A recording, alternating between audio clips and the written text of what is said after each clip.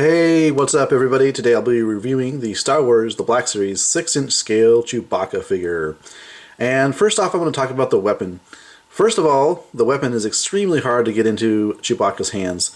The way that his hands are sculpted on both hands, they're in that grip type of pose, and the plastic is very, very stiff. There's not a lot of flex to them, so I had to shoehorn this handle into his grip there. And even so, it doesn't really hold it perfectly. It has this stock here on it, I guess you call it a stock, which really makes it more difficult as well and makes it kind of unnatural for him to hold. I mean, I think if it was actually a real weapon, you'd actually be able to fit part of your arm through that stock, but obviously his arm is too big. So either the weapon is too small for the figure, or I may be just way off, but I think that might be the case. But scale-wise, it looks okay, but I mean, practically speaking, I think you should be able to fit the actual wielder of the weapon should be able to fit part of their arm through this opening in the stock there. Anyways, the actual weapon here does come in two pieces. This front section here is detachable and is prone to falling off, so that's another issue. Could be fixed, obviously, with some super glue, but it's kind of annoying. Without it, tends to fall off. And this piece on top of here, I don't know if this is the scope or extra parts of the weapons, but this is a separate piece too. It slides on there. It does have some tendency to fall off as well.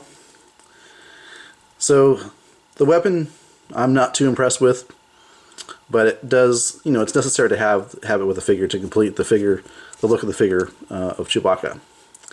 So moving on to, let's bring in Han Solo here and see how he stacks up against his best buddy here. Now granted, let me actually squeeze his legs together here just so we can get a accurate comparison here. Yeah, I'd say that's about right in terms of how they scale relative to one another in the actual movie. I think Chewbacca seems a little bit maybe on the too tall side, maybe just a little bit too tall, maybe. But overall, pretty good in terms of relative size / scale, and they look great together on a shelf. You can see there, awesome. The sculpt on this guy is fantastic. Just in terms of just how all his hair is sculpted throughout his body. Of course, that's the central look to the figure or to the character, so it better be well represented in the figure as well. He's even got the exposed toes there, which is kind of disturbing. He's got this I want to call it a bandolier with a like a satchel attached. It's loose. It actually can come off, and see it comes off pretty easily. It looks like there's a sculpt here across his chest that allows this bandolier strap to kind of rest there, but it doesn't stay there really that well. And now, there we go. Come on, get back up there. So it's supposed to sit like that, and you can see there's that sculpted area, the surface on there. It looks like his fur is matted down there.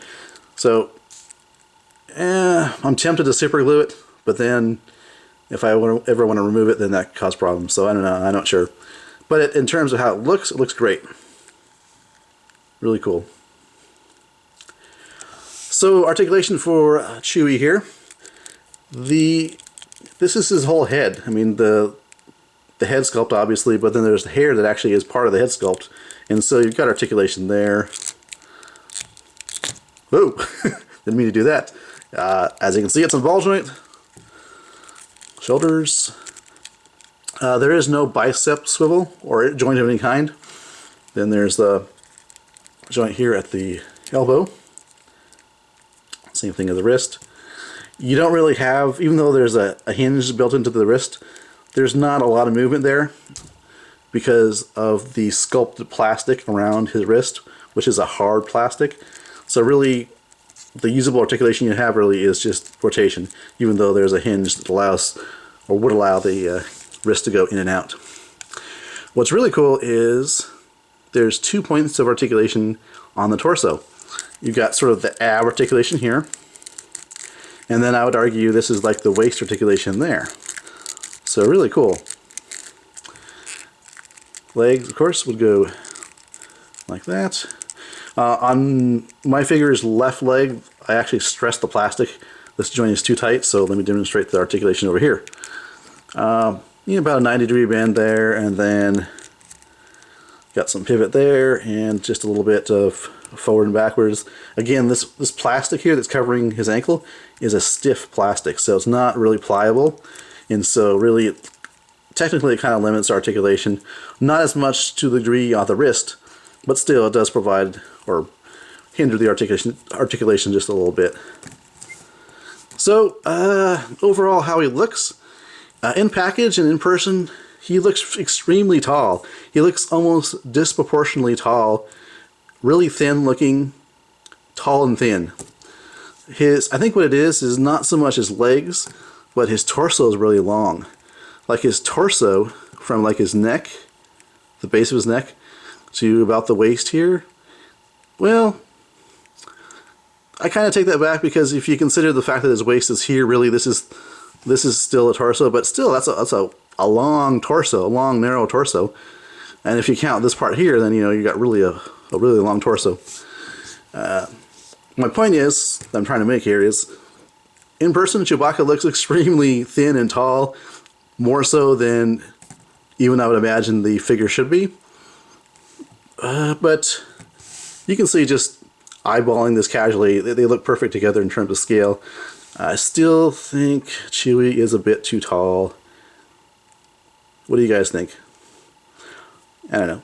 Again, I think they look so well together on a shelf that even if he is a bit taller than he should be, he still looks great. So, pretty cool. These guys go together like peanut butter and jelly. So, there you go. Star Wars The Black Series, 6-inch scale, Chewbacca. Thanks for watching.